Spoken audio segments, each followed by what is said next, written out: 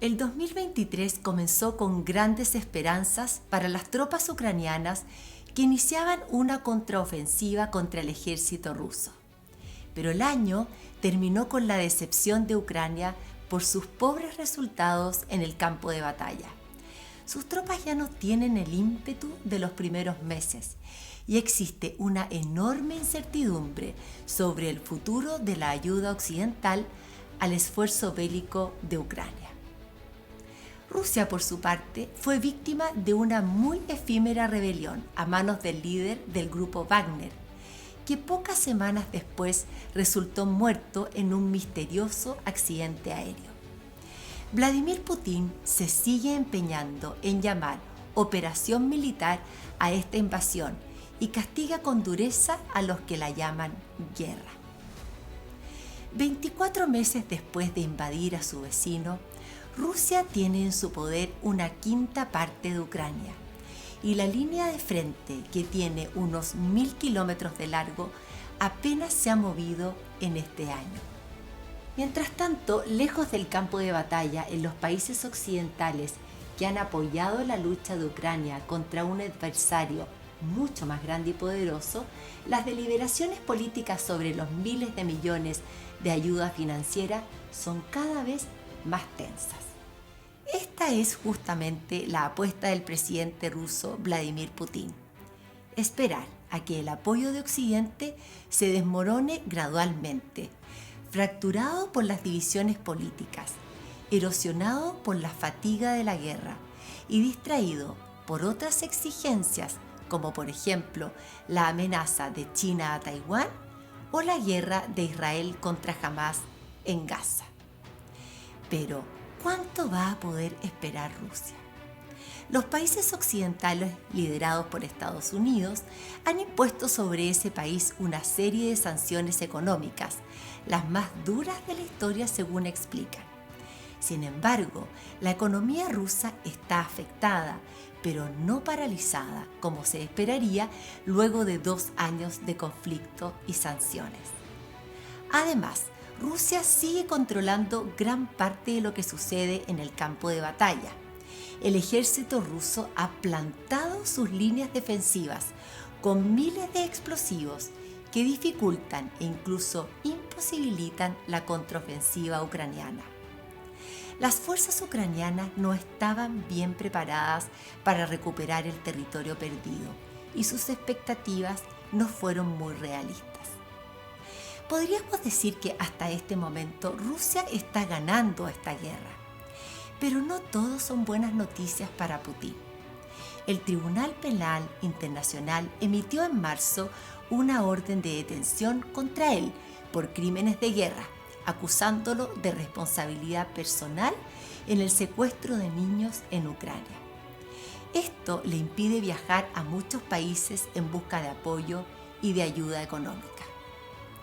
Y Ucrania ha recuperado hasta ahora cerca de la mitad del territorio que las fuerzas rusas ocuparon en su invasión a gran escala en febrero del 2022, pero le va a costar mucho recuperar más territorio, especialmente ahora que ya llegó el invierno al hemisferio norte. Putin, por su parte, sigue siendo enfático en señalar que no habrá paz hasta que el ejército ruso cumpla con la totalidad de sus objetivos. Según sus palabras, esto consiste en desmilitarizar y desnazificar Ucrania y en echar por tierra las ambiciones de ese país por formar parte de la OTAN. El presidente Zelensky, por su parte, asegura que no cederá ni un ápice de su territorio y que las negociaciones solo podrán realizarse si Rusia se retira de las zonas ocupadas, incluida la península de Crimea, que Rusia anexó en el año 2014. En este contexto es difícil vislumbrar un final para este conflicto, al menos en el corto plazo. Lo que sí está claro es que la operación militar, que según Putin duraría unas pocas semanas, se ha transformado en una guerra de desgaste, en que poco se avanza en la conquista o recuperación de territorio, pero mucho crece en términos de gasto económico y de pérdida de vidas humanas. A pesar de esto, la mayoría de los ucranianos sigue respaldando la guerra y al presidente Zelensky. Su moral está en alto y están seguros de que van a salir victoriosos en contra de la ofensiva rusa. Hasta ahora, los ucranianos han demostrado una enorme valentía y un gran espíritu para defender su país, pero los éxitos futuros dependerán en gran parte de la continuidad de la ayuda occidental. Las armas occidentales han ayudado a las fuerzas ucranianas en la recuperación de los territorios en el norte del país. Pero los ucranianos necesitarán armas adicionales de alto calibre para continuar con la contraofensiva en el sur y el este de su país. La futura ayuda occidental está en grave peligro. Biden ha prometido que Estados Unidos permanecerá junto a Ucrania todo el tiempo que sea necesario. Pero en un año de elecciones y en que el presidente Joe Biden busca ser reelegido, el Congreso norteamericano, que tiene mayoría republicana, se ha mostrado cada día más reticente a esta ayuda económica y ha bloqueado futuros paquetes de ayuda a Ucrania. Los retrasos en la prestación de ayuda adicional entorpecerán la contraofensiva ucraniana en el campo de batalla y permitirán a Rusia fortificar sus posiciones. Esto solo puede conducir a una extensión de esta guerra.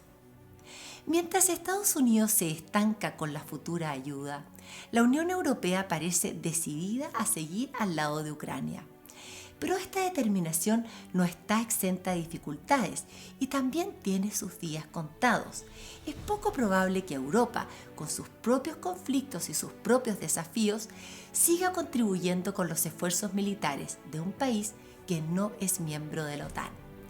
Ucrania deberá seguir progresando en su contraofensiva para que Estados Unidos y Europa los sigan ayudando con armas y paquetes económicos. Y Zelensky tendrá que reforzar ante los líderes mundiales su discurso de que gracias a los esfuerzos de Ucrania por contener a Putin en esta guerra, otras naciones europeas están a salvo de la agresión rusa y que la total expulsión de las fuerzas agresoras es la única manera de garantizar la seguridad y la paz en todo el continente europeo. El presidente Volodymyr Zelensky insiste en que Ucrania seguirá luchando, pero si Occidente lo deja, es posible que tenga que elegir entre negociar con Putin o prolongar un conflicto que seguirá desangrando a su país.